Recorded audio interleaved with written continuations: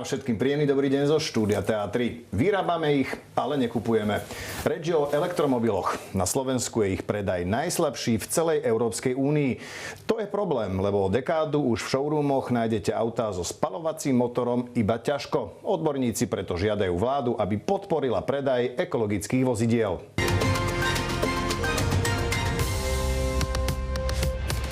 Na moje otázky o elektromobilite bude odpovedať Patrik Križanský, riaditeľ Slovenskej asociácie pre elektromobilitu, ktorého už vítam na štúdiu. Ďakujem veľmi pekne, že ste prišli. Ďakujem za pozvanie. Pán Križanský, na začiatok možno taká trochu provokatívna otázka. Náš rozhovor, dovolím si povedať, sledujú najmä diváci, ktorí majú vozidlo na benzín či naftu a neuvažujú o kúpe elektroauta. Prečo by ich teda mala táto téma zaujímať? No tak minimálne, ak sú aspoň technologickí nadšenci, tak sa dúfam dozvedia niečo nové o novej technológii, ktorá dneska je na Slovensku stále ešte v plienkach, ale ja som presvedčený, že tak tento rok, ako aj po ďalších 10 budeme počúvať stále viac a viac o elektromobilite aj na našich cestách. Myslím si, že ak sú z nejaké firmy, a najmä u nás teda nakupujú elektromobily firemné flotily, tak sa dozvedia niečo asi aj o tom, ako je to výhodné pre firemné flotily. Predpokladám, že stále, a teda verím, že niektorým záleží aj na životnom prostredí, takže môžeme im povedať niečo o tom, že elektromobily sú pozitívne z pohľadu emisí, vedia ušetriť veľmi veľa tých emisí a teda ak im trochu záleží na tej prírode, tak aj to je veľmi dôležitý fakt. Ja budem počas tejto relácie oponovať, tak skúsime sa pozrieť na to aj tak, že prečo ich teda nekupujeme tie elektroautá, keď tu máme, tak povediať, len samé výhody? Samé výhody na začiatku celého cyklu. To znamená, že sú tam určite nejaké výzvy, aby sme boli úplne korektní. Aby sme boli presní, tak elektromobily na Slovensku a aj v celej Európe dominantne kupujú firemné flotily. Vyše 90% elektromobilov ide do firiem. To znamená, že tie, ktoré uvažujú nad tým, že by znižovali emisie, respektíve ktoré by optimalizovali svoje náklady, lebo aj o tom to je v prípade elektromobility, tak o tom uvažujú a respektíve, ako iste vidíte, niektorí aj kúpujú. Môžeme povedať, že dnes máme na cestách na Slovensku vyše 15,5 tisíca batériových elektromobilov. Môžeme povedať aj koľko pribudlo tento rok, ale boli sme na chvoste. Áno, najhorší v celej Európskej únii. Kľudne sa porozprávame o číslach. Áno. Ale každopádne veľké korporácie, ale aj menšie firmy sa vlastne pozerajú na možnosť využitia elektromobilov, pretože ak sa či už z jedného hľadiska snažia znižovať emisie CO2 z rôznych dôvodov, alebo sa pozerajú na to, ako ušetriť, lebo majú napríklad veľké nájazdy a na elektrine sa dá výrazne ušetriť, tak je to zaujímavé. Pozerať sa možno na to pozerajú, ale na tých číslach to zatiaľ nevidíme. Môžeme si to už pozrieť aj na našom grafe. To sú čísla za minulý rok. V predaji elektroaut je Slovensko suverénne najhoršie v celej Európskej únii. Zo všetkých vozidiel, ktoré sme v lani predali, bolo iba 2,5% elektrických, to je tá skratka BEV. Keď k tomu pridáme plug-in hybridy, to je tá skratka PHEV, tak sme na menej ako 5%, stále najhorší v Európskej únii. Tak ako komentujete tieto čísla? Komentujem to tak, že naozaj dlhodobo je Slovensko na chvoste. Premietnem to na čísla, že minulý rok sa registrovalo novoregistrovaných elektromobilov, to sú tie BEV, teda ako hovoríte, nejakých 2200 kusov. A keď rátam aj plug-in hybridy, tak je to dokopy 4400. Tak. Ja by som k tomu ešte pridal, že keďže nemáme jedného výrobcu veľmi úspešného modelu v Európe, teda úspešného modelu, ktorý si teda musíme dovážať, tak k tomu treba pridať ďalších 500 kusov, cez 500 kusov tesiel. A vlastne takto by sme sa dostali na číslo 2,9 pri tých BEVoch, čo stále je veľmi nízke, stále by sme boli na chvoste, len aby sme boli úplne presní. A teda to, ako som spomínal, vytvorí vozový park niekde okolo 15,5 tisíca osobných vozidiel. K tomu ešte, aby sme úplne boli presní, tak priradajte si 1000 dodávok a toto je vlastne to, čo jazdí na slovenských cestách. Prečo to tak je? Je to kvôli konzervatívnosti šoférov, to je určite fakt. Určite hrá tam aj veľkú rolu, že v krajinách, ktoré boli úspešné, napríklad Škandinávia, Dánsko, ale aj Belgicko, Francúzsko a tak ďalej, sú nejaké daňové zvýhodnené napríklad pre tie firmy. Slovensku sme to mali. Práve, že daňové zvýhodnenia začínajú až tento rok. Tak dobre, tak dotácie pri kúpe elektromobilu? Áno, dotácie pri kúpe, mali sme to v roku 2019, tie boli veľmi rýchlo rozchytané. Odtedy nebola žiadna forma dotácie, dokonca ani vtedy, keď sme si to mohli financovať z plánu obnovy napríklad, takže nie z národného rozpočtu, ale z eurofondov, európskych peňazí. Ale aby som sa vrátil k tým firmám, že to, čo funguje v niektorých krajinách, dokonca aj v Českej republike alebo aj v Poľsku, ale aj v mnohých západoeurópskych, napríklad daňové zvýhodnenie, keď využívate elektromobily pre ako služobné autá a zároveň ich používajú zamestnanci ako súkromné auto, tak mnohých je zvýhodnenie. Toto napríklad začne u nás platiť alebo začalo platiť teraz v januári, takže platíte polovicu nejakého mesačného odvodu a tak ďalej. Takže toto prikrášli aj tú ekonomiku z pohľadu zamestnanca a budú určite siahať viacej po služobných autách s elektrickým pohonom. Zároveň veľmi dôležité je, že z pohľadu daňových nejakých opatrení bolo relatívne komplikované zúčtovať domáce nabíjanie. To zase bude od januára, to je zjednodušené. Takže je tam, povedal by som, také zopár drobností, ktoré tá Európa už má vyriešené a zároveň treba povedať, že naozaj, ak ste spomínali, u nás neboli dlhodobo žiadne dotácie. My vždy hovoríme, že my nechceme dotácie na x rokov, veľa rokov, hovoríme o dotáciách krátkodobých, aby sme dosiahli povedzme 5% penetráciu trhu a potom je tá samostatná, alebo teda ten trend ide viacej bez nejakej podpory. Vidíme toto aj práve v tých krajinách, ako je Belgicko a podobne. Len tie dotácie, ak sme odporúčali, napríklad toho z plánu obnovy, neboli zavedené. K tomu sa dostaneme už o chvíľu. Ja som chcel práve na toto nadviazať. Vy ste to povedali v náznakoch, ale ja to poviem tak povedať na prvú. Hlavným dôvodom, alebo jedným z hlavných dôvodov, prečo teda ľudia aspoň teda na Slovensku nekúpujú tie elektromobily, je cena. A vy ma určite doplníte. Ja mám tu čísla, kým priemerný elektromobil môže stať okolo 30 000 eur. Porovnateľný model so spaľovacím motorom môže byť lacnejší o tretinu. Skrátka, je tu tretinový rozdiel. O tretinu je ten elektromobil drahší ako bežné auto so spaľovacím motorom. Tak ako vnímate tento fakt? Vnímam to tak, že vám najprv popravím čísla. Od januára, keď som si pozeral vlastne nejaké ceníky, pretože tento rok bude určite veľmi markantným z pohľadu rastu elektromobility a môžeme sa pobaviť, že prečo. Tak napríklad, ak si zoberiem najpredávanejší elektromobil Škoda Enyaq a porovnám to s nejakým porovnateľným modelom z toho istého výrobcu, bolo by to Škoda Kodiaq, tak cenovka je rovnaká. Aj výbava je rovnaká? Presne tak, ak si pozeráte presne tú výbavu, takže musíte si porovnať výbavu. Respektíve, ak tam chcete dať čo pridať, ale stále hovoríme o rovnaké výbave, už sa bavíme, že rozdiel 1000-2000 eur.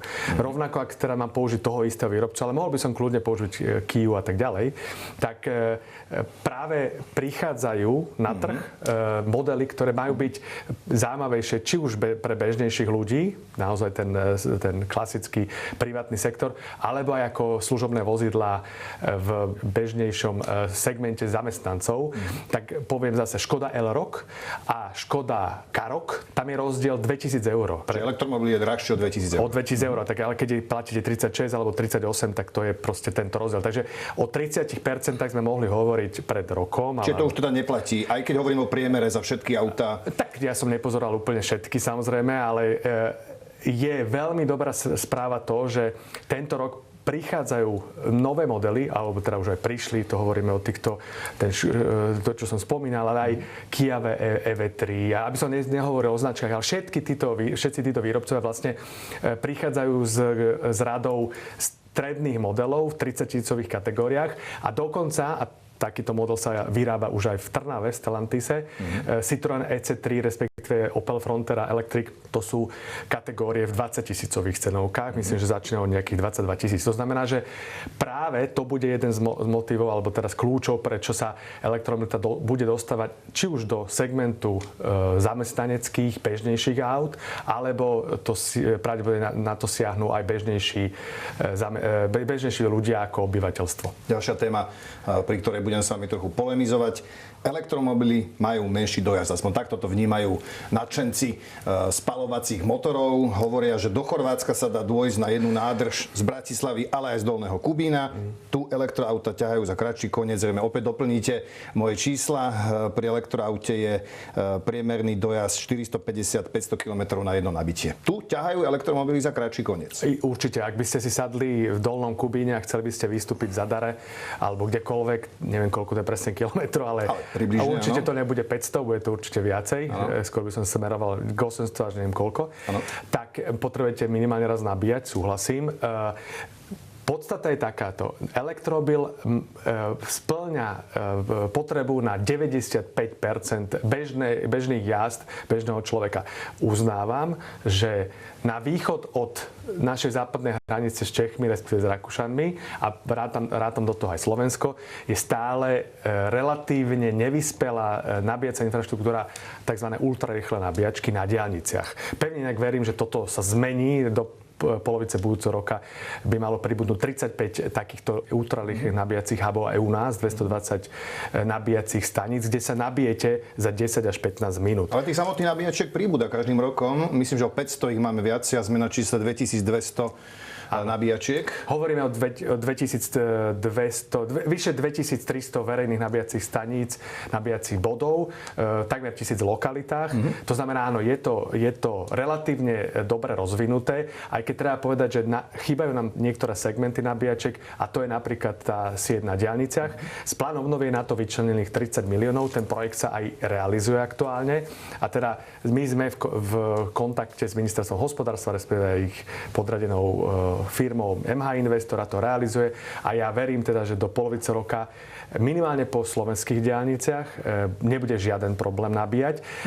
Do Chorvátska inak sa máte relatívne ako dostať. Sú tam takéto ultrarýchle nabíjacie. Čiže v Maďarsku, povedzme, v Chorvátsku, Slovinsku a podobne, Rakúsku. Ale ja súhlasím, že to nie je zatiaľ sieť čerpacích staníc, to bez debaty. Každopádne, ak sa pozriem na výhody toho elektromobilu, musím si naplánovať zatiaľ takto relatívne s nižším komfortom, povedzme do Chorvátska, že musím si pozrieť, kde sa zastavím a tam sa nabijem, inak rýchlo, ultrarýchlo, tak za 15 minút, za 20. A tie huby nie sú všade. Práve že keď idete cez Rakúsko a tak ďalej, tak oni naozaj sú dostupné každých 60 km alebo proste aj častejšie a nabijú vás za 15 minút a idete ďalej. A v porovnaní s verejnou nabíjačkou je to... To je verejná nabíjačka, to budú sieť verejných nabíjacích hubov, ultrarýchlych, kde to naozaj bude trvať. Ja to používam, takže viem, že moje auto sa nabije za 16 minút do 100%. A na Slovensku to potom koľko asi trvá, keď idem z Bratislavy do Košíc? No tak záleží teraz, dneska máte nejaké trasy, kde viete sa nabiť aj do Košíc, ale nie je to ten komfort ako tie pumpy, uznávam, lebo nám chýbajú tých každých 60 km, ktoré by sme mali aj mať, takto už pokryté, nabíjacie huby, ktoré do polovice roka 26 by mali naozaj vzniknúť. Takže dnes je to s nejakou potrebou plánovania, keď idete na dlhšiu trasu. Dúfam, že o rok to už bude bez problémov aj relatívne, bez toho, aby ste museli rozmýšľať, že na ktorom odpočívadle sa zastavíte. Ale samozrejme, toto je typ cesty, ktorá dnes ešte potrebuje nejaké plánovanie, to ja uznávam. Inak každopádne ľudia používajú elektromobily na diaľnice, zase aby sme neboli úplne korektní, že by sme používali tie elektromobily iba v mestách. Ale podľa môjho názoru sa musíte pozerať na to trošku z iného hľadiska, že vlastne elektromobil máte ako mobil. Vy ho vlastne nabíjate všade, kde je zásuvka, máte možnosť nabíjať. Takže keď máte nabíjanie v garáži zamestnávateľa, tak ten vám zvyčajne umožní to nabíjanie, samozrejme, ak je to služobné auto bez debaty. Máte zásuvky na ulici, nákupnom centre a tak ďalej. A všade, kde parkujete veľkú väčšinu vášho dňa, respektíve noci, tak môžete to auto dobíjať. Takže vy vlastne potrebujete takéto rýchle alebo ultrarýchle nabíjanie na diaľnici. Iba naozaj, keď idete na tú dlhú cestu a koľkokrát idete do Chorvátska za rok? No asi jedenkrát, alebo koľko, možno niekto viackrát, ale normálny človek asi jedenkrát. Takže istý diskomfort tam určite je kvôli plánovaniu. Dá sa to zvládnuť relatívne bez problémov a pevne dúfam, že aj po Slovensku to bude jednoduchšie do 1 roka. Poďme sa pozrieť ešte na ten náš slávny graf, na ktorom môžeme vidieť, že Slovensko v predaji elektromobilov je najhoršie v celej Európskej únii. Skúsme si možno opäť na jednoduchej otázke vysvetliť, prečo je vlastne toto problém. Prečo by niekto nemohol mať auto so spaľovacím motorom namiesto elektromobilu? Minimálne do roku 2035 bude si kľudne môcť kúpiť spaľovák, ak to ešte budú predávať tí výrobcovia, čo si myslím, že určite niektorí ešte po roku 2030 zostanú pri tých spaľovákoch až do nejakého momentu. Samozrejme, nikoho nenútime, aby presadol do elektromobilu. Elektromobil má mnoho výhod. To nie je teraz, že by sme sa tu bavili o tom, že vás nútim do niečoho, čo je nejaké podštandardné. Mňa skôr zaujíma, či Slovensko má nejaké záväzky, aby zvýšilo podiel tých elektromobilov. Na to som narážal. Výrobcovia majú záväzok, od tohto roka musia znížiť tzv. Flotilové emisie priemerné a vozidel, ktoré novo registrujú na trhu v Európe, o ďalších 15%. Hovorím to od úrovne z roku od 2020-2021. Či nehovoríme o výrobe, ale o predaji. O predaji. To znamená, že výrobcovia sa snažia sami predstaviť viacej modelov. Mimochodom, minulý rok sme mali k dispozícii asi 120 modelov, ktoré boli registrované na Slovensku. Tento rok očakávame, že dosiahneme 150 modelov, 160 práve v tých nižších kategóriách aj teda budú pochádzať. Je to v podstate motivácia toho trhu zo strany výrobcov, že výrobcovia majú nejaké flotilové ciele. Nikto vás ako súkromnú osobu nenúti, aby ste si kúpili elektromobil, ale každopádne treba si veľmi povedať, treba si otvorene povedať, že to má výhody. Že to není teraz, že vy by ste trpeli tým elektromobilom. To nikto netvrdí. Ak nechodíte každý týždeň do Chorvátska, samozrejme, s potrebou nejakého plánovania. Elektromobil na Slovensku reálne počas celého svojho životného cyklu ušetrí 60 až 70% emisí CO2. To je prepočet vysokého učení technického Brno, to znamená relatívne prestížnej inštitúcie, ktorá zrátala toto tu pre celú V4 vrátane Slovenska. Prečo 60 až 70%, záleží akú batériu, čo s čím porovnávate, ale je to veľmi výrazná úspora emisí. My máme obrovský problém s emisiami na cestách. 90% emisí v doprave sú vytvárané vozidlami a predstavte si, že 55% všetkých emisí v doprave vzniká z osobných vozidiel. To znamená, že my keď chceme tieto emisie znižovať, mimochodom to je jediný segment, kde sa nám to dlhodobo nedarí, že tam rastú emisie, tak tá iná cesta nie je. Jedine presadnúť do bezemisných alebo nízkoemisných vozidiel. Dá sa povedať, že Slovensko má horšie ovzdušie ako iné krajiny? No tak odporúčal by som vám, aby ste sa postavili a možno poprechádzali po nejakej veľkej ceste alebo teda ulici v Bratislave a hádam, nikto nespochybňuje, že cíti proste exhaláty. A to nie sú iba exhaláty, ktoré sú lokálne. Emisia tie elektromobil nevytvárajú, nemyslím teraz z brzd, ale zo spaľovania fosílnych palív. Ale sú to aj samozrejme CO2 emisie, ktoré logicky vplývajú na nejaké pomery v životnom prostredia, zhoršujú riziko klimatickej zmeny. To znamená, že ak toto chceme riešiť, a predpokladám, že alebo teda dúfam, aj keď tá debata už neviem, kam teraz smeruje v tomto čase, že sú aj niektorí ľudia, ktorým záleží na životnom prostredí pre naše deti. A zároveň veľmi dôležitá vec je, že elektromobily sú úspornejšie v prevádzke. Vy pokojne môžete znížiť svoje prevádzkové náklady na 30 alebo 40% oproti tomu, čo platíte so spaľovacím vozidlom.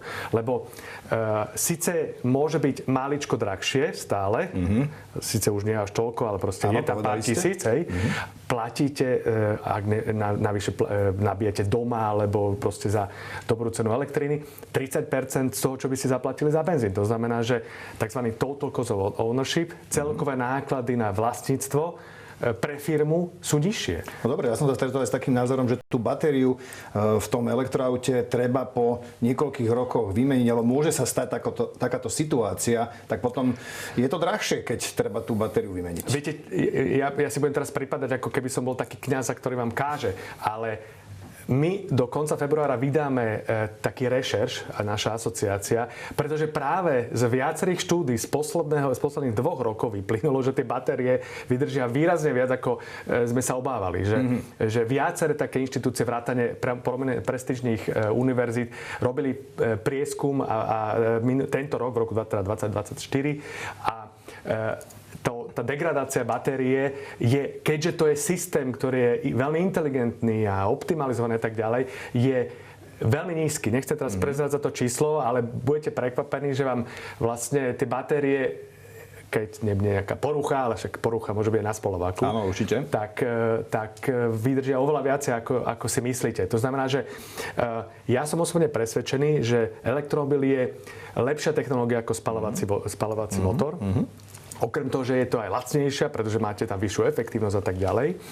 I na konci dňa, keď príbudnú tie nabíjacie stanice, napríklad na tých diaľniciach, tak bude relatívne komfortná, bezproblémová a môže vám šetriť veľa peňazí. Takže nemyslím si, že postupný nábeh elektromobility.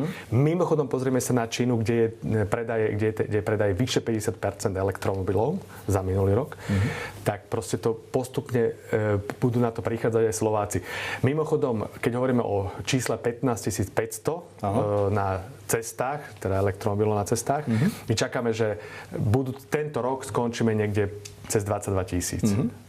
A tie predaje budú určite zaujímavejšie v roku 2025 ako do roku 2024 v celej Európe, ale aj na Slovensku. Budeme to samozrejme sledovať a potom si to môžeme opäť o rok porovnať. Poďme sa ešte pozrieť na to, o čom sme hovorili pred rokom. Vtedy sme hovorili o tom, že vláda zvažovala ďalšiu podporu elektromobility, respektíve predaja elektromobilov na Slovensku.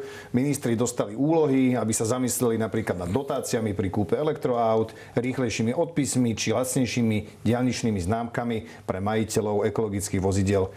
A opravte ma, ak sa mýlim, ale zdá sa mi, že ostalo iba pri slovách. No, tých opatrení, čo ste vymenovali, to boli možno 3-4, ale ich bolo 35 alebo 34. A veľmi dôležité je, že my samozrejme na Slovensku nehovoríme o elektromobiloch iba na cestách, ale aj v továrniach. To znamená, že automobilový priemysel musí prejsť transformáciou a kľudne vám poviem o tom viacej faktov, ale skoro tej vláde aj sluboch ma teraz zaujíma. Ale to je dôležité, že tá vláda bola, kde som sa ja zúčastnil, bola viacej o tých továrniach, o tej transformácii v priemysle, ako tomu pomôcť, aby sme mali technologicky moderné produkty na našich linkách a niektoré postupne budú výbehové. A teda hovoríme o elektromobiloch. Zároveň, čo chcem povedať, že z tých opatrení, ktoré ste vymenovali, bolo zavedené jedno, a to sú tie daňové opatrenia. To 1% sa znížilo 0,5%, keď používate služobný elektromobil na súkromné účely. A na nešťastie tie ostatné zostali iba na papieri. To znamená, že keď sa ma pýtate, že čo z toho, tak v realite sme ďaleko nepokročili. To ste sklamaní. Alebo to vnímate kriticky? Tak isté, že nemôže byť nadšený, lebo v marci bolo, keď sa to prijímalo, bolo veľa očakávaní, veľa politickej pozornosti a aj mediálnej pozornosti, veď sme o tom spolu rozprávali. Áno. Chceli sme to čo najlepšie a dopadlo to ako vždy, možno takto.